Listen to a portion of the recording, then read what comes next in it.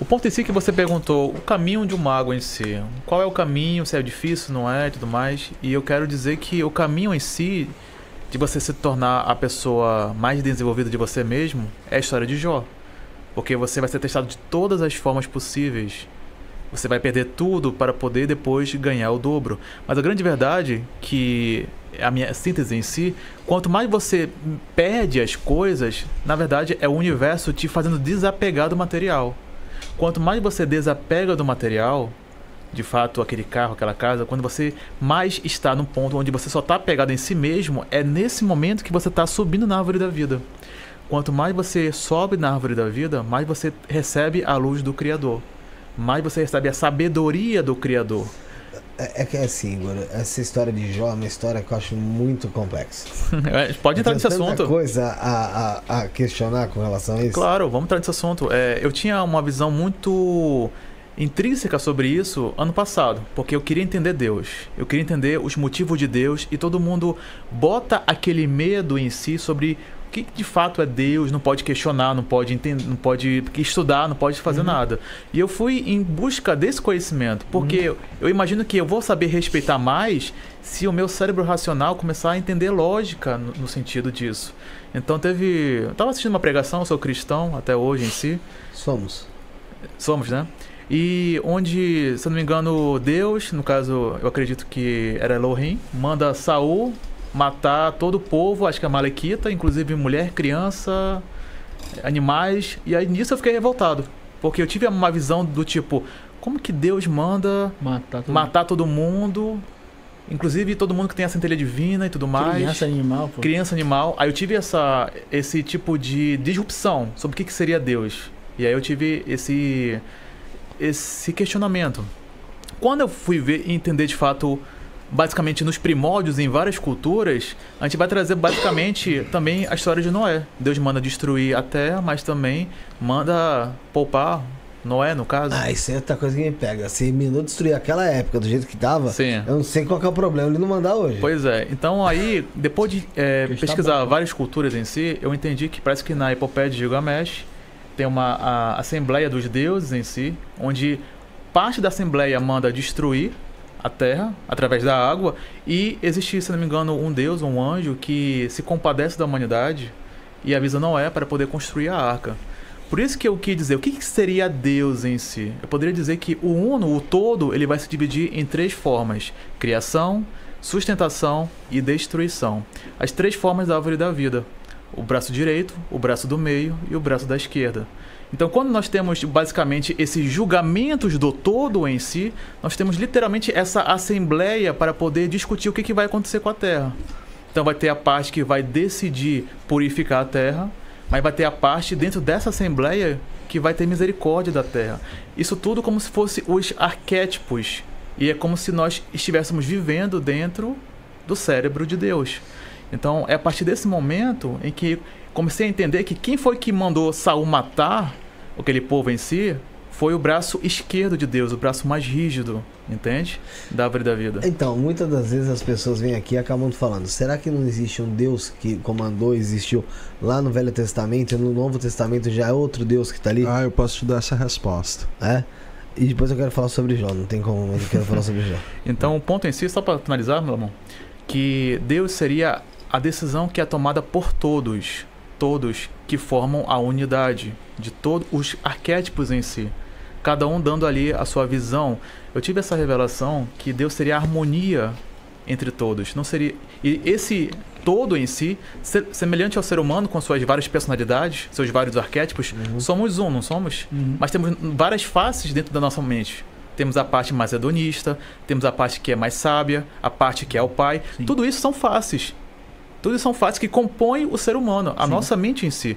Então, a corte celestial seriam essas várias faces semelhantes ao ser humano, por isso a imagem e a semelhança, mas porém que existe dentro de um só cérebro, uma só mente, que é o todo universal. E através disso nós temos a impressão de que, Deus é só amor, mas se tiver só amor em si, vai haver muita complacência, não vai ter ali o equilíbrio, entende? Entretanto, se tiver muito rigor, vai ser uma tirania. Então é necessário ter esse equilíbrio. Por isso que a árvore da vida é o todo em todas as formas. E tudo é o todo, não existe nada fora do todo. Inclusive a parte negativa, positiva, entende? Você prefere falar sobre a parte do Deus do Velho Testamento e do Novo Testamento? Podemos falar um pouco disso. Olha, eu vou até citar um pouco Jó aqui, mas não é o meu ponto central. Jó é um dos primeiros livros bíblicos a ser escritos. Apesar da Bíblia estar organizada de Gênesis a Apocalipse, o Gênesis historicamente não é o primeiro livro a ser escrito. Na verdade, um dos últimos, que foi feito para comportar a história que já havia antes. Mas só organizaram. Isso. Porque nós temos que pensar, a Bíblia ela foi escrita em 3 gerações muito distintas. A primeira geração é dos profetas, a segunda dos sacerdotes, quer dizer, a segunda dos reis e a terceira dos sacerdotes. Cada versão foi alterada. A versão primeira dos profetas foi alterada pela versão dos reis e a versão dos reis foi alterada pela versão dos sacerdotes. Essa construção tem por volta de 1000 a 1500 anos. Na primeira momento da Bíblia, que é o momento dos profetas, existiam deuses no plural e eles compreendiam a seguinte lógica: existe aquele conselho dos deuses que nós falamos, que são os Elohims, que na Cabala é chamado Benin Elohim, e cada um deles é responsável por uma região, por um reino, um pedaço geográfico, sendo o Elohim daquele pedaço de Judá o tetragrama, chamado Jeová. Então ele é um entre os 72. Historicamente, então até fala, né, no conselho dos Elohims, a Jeová é dado Judá, por isso o nome Judá carrega essa ideia de uma forma que faz referência a Jeová. Judá com Jeová tem uma raiz semântica. A tribo de Judá, Leão de Judá. Exato, tem a raiz semântica que liga essas duas propriedades.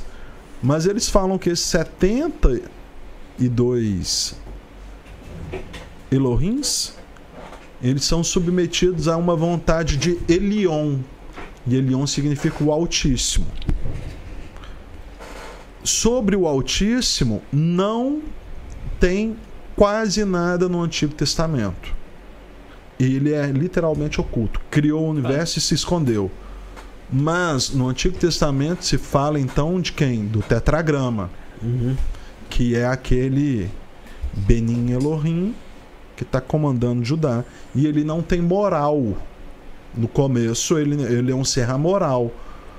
Isso que nós entendemos como bem e mal não existia naquele momento. Existia uma agenda própria dos deuses, que era, eles têm que ser alimentados por sacrifício 2 vezes por dia. Existem certos ritos para manter a presença daquela divindade naquele local.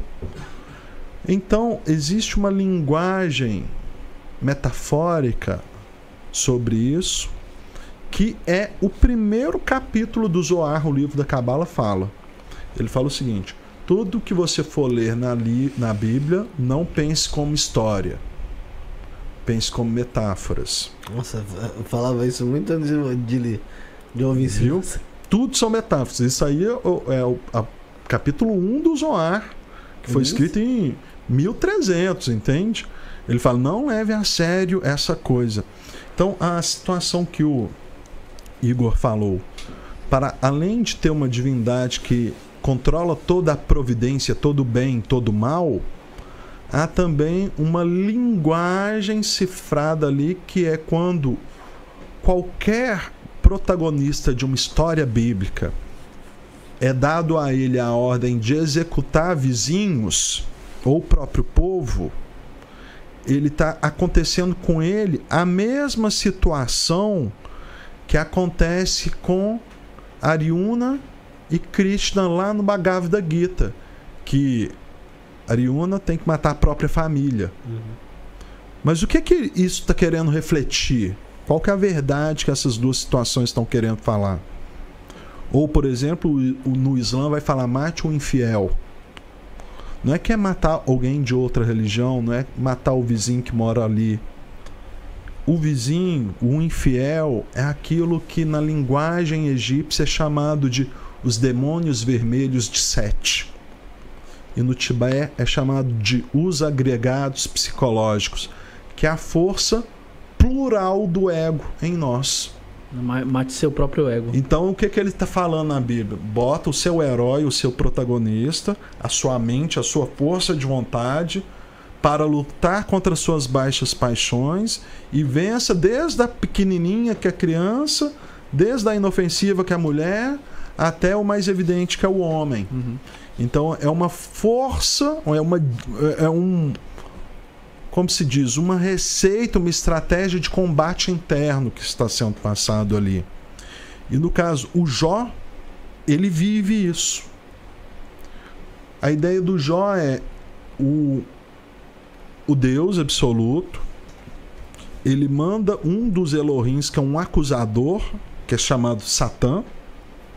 O Satã ali, ele não é um opositor de Deus, na verdade era um funcionário da corte celestial. Basicamente ele é um anjo, tá? Que ele tira tudo de Jó. Por fim, Jó tá com lepra, sentado num caco de cerâmica, passando cinzas no corpo, né, para curar a lepra, né? E ainda sendo zombado por 3 amigos que falam: não, seu Deus tirou tudo de você, você ainda não vai vai continuar amando ele com todo. Isso, vai continuar louco. Ele se mantém, não, eu vou continuar.